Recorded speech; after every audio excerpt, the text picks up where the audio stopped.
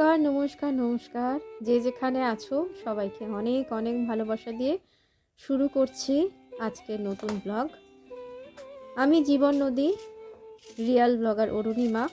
আমার নাম অরুণিমা। আশা করি সবাই ভালো আছো। শুরু করলাম আজকে আরেকটা নতুন দিন, নতুন কাজ। আলুগুলোকে চটপট ছাড়িয়ে নিলাম, খাপের থেকে বেরিয়ে এলো তলোয়ার। এবার কুচি কুচি হবে সবজি। মাসের এটা শেষ, আমার বাড়িতে এটা মাসের শেষ, তাই জন্য এখন আলু ভরসা, সয়াবিন ভরসা, ডিম ভরসা। অতএব চটপট লেগে পড়লাম আলুগুলোকে টুকরো টুকরো করে নিতে। টুকরো টুকরো আলুর পর পালা আসে পেঁয়াজের। পেঁয়াজের খোসার রঙের একটা শাড়ি কিনবো বলে বহুদিনের শখ, অথচ আমি জানি পেঁয়াজের খোসা রঙের শাড়ি আমাকে কোনোদিন মানাবে না। তাই হয়তো খুব কাকতালীয় হলেও একটি ঘন পেঁয়াজের খোসা রঙের শাড়ি আমি ফেলে এসেছিলাম দোকানে, আর তার বদলে দোকানি দিয়ে দিয়েছিল একটা পেস্তা রঙের শাড়ি। আমি সেই পেস্তা রঙের শাড়িটিকে বুকে নিয়ে সেই পুজোর সন্ধেটা কাটিয়ে দিয়েছিলাম, কারণ আমার কখনো সেই শাড়িটাও পরা হয়নি। এরকম কত কিছু হয়ে যায়, কত কিছু রয়ে যায়, কিছুই তো ফেলা যায় না। তাই জন্য বাসি রুটিগুলোকে একটু ডিমের অমলেটের মধ্যে ডিমের গোলা বানিয়ে তার মধ্যে রুটিগুলোকে একটুখানি ভেজে সেটা দিয়ে হয়ে যায় ঘরোয়া রোল। ব্রেকফাস্ট হয়ে যায় ছেলের। 3টে রুটি আর 2টো ডিম দিয়ে রোল করে এভাবেই ওকে বোঝানো হয় যে ওটা এগ রোল, বাড়িতে বানানো এগ রোল না। শসা কুচি পেঁয়াজ কুচির বালাই যদিও নেই, চাইলেই দেওয়া যেত, কিন্তু সে সময়টা হয়তো আজকে ছিল না। তারপর ঝটপট করে কিছুটা আলু ভেজে নেওয়া। আলুটা ভাজার কোনো ইচ্ছেই ছিল না যদিও, তবু আলুটা ভেজে নিলাম, কারণ কিছু আলু অতিরিক্ত হয়েছিল। সমস্ত আলুটা দিয়ে যদি আমি সয়াবিনের তরকারি করি তাহলে সেটা খুবই বাজে লাগতো, সেই কারণে কিছুটা আলু ভেজে তুলে নিলাম।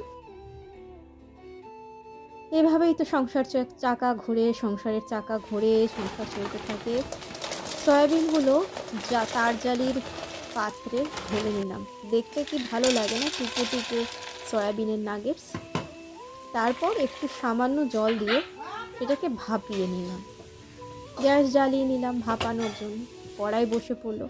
আজকে শুধু রান্নাঘরেই আমার সংসার, আমার ব্লগ, আমি আমার চলচ্চিত্র ঘোরাফেরা করি। আমি আলুটাকে ভাপাইনি, কিন্তু আলুটাকে ভাপানোর কোনো দরকার পড়েনি, তাই ভাপাইনি।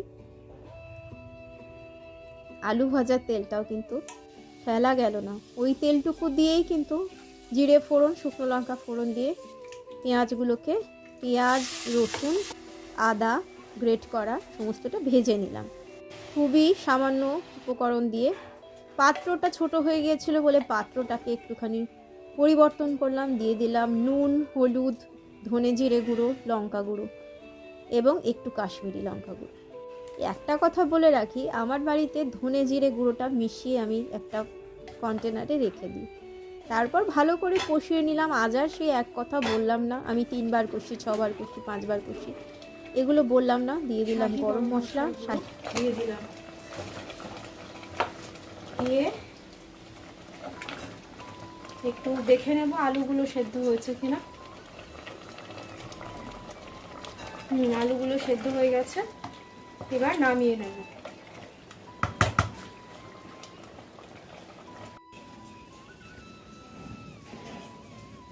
এরকম সুন্দর রং হয়েছে, এখনও সেদ্ধ হবে, ফুটবে, কষানো হচ্ছে। হয়ে গেলে ফাইনাল লুকটা দেখাচ্ছি।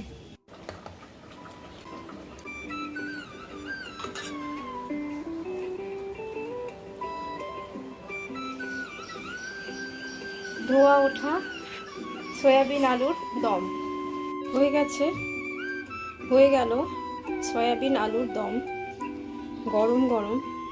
আপনারা এর মধ্যে ধনে পাতা দিতে পারেন, আর দিতে পারেন গরম মশলার সঙ্গে যখন পেঁয়াজ কুচিটা ভাজবেন তখন একটু জয়িত্রী, সামান্য একটা পাপড়ি দিয়ে নিলে সয়াবিনের যে গন্ধটা অনেকের ভালো লাগে না, সেটা থাকে না। একবার রান্না করে দেখুন, সয়াবিনটাকে যদি ভেজে নেন চিকেনের মতো করে, আলাদা করে জলে ভাপিয়ে নিয়ে, এবং আলুটাকে আলাদা করে ভেজে নিয়ে যদি করেন, আলু এবং সয়াবিন দুটোকে আলাদা আলাদা করে ভেজে নিয়ে তারপর যদি এই রান্নাটা করেন জয়িত্রী দিয়ে, রান্নাটা খেতে অসামান্য হয়। আমি আজকে তাড়াহুড়ো রয়েছে বলে এইভাবে করলাম।